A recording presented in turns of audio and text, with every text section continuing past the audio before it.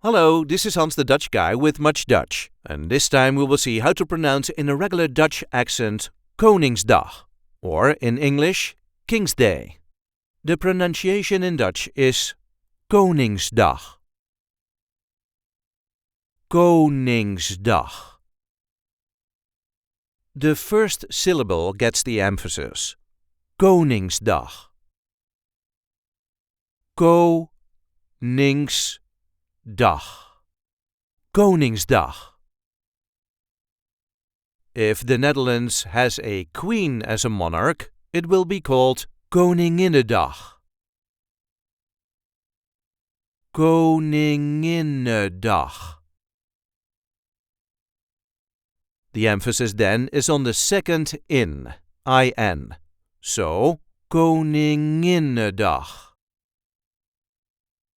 Koning-in-ne-dag. Koninginnedag. The celebration of our monarch falls on April 27th or the 26th if the 27th falls on a Sunday. I hope this video was helpful. You can help us by liking it and by subscribing to our channel. And we have plenty of other content here, so be sure to check that out too. Tot ziens!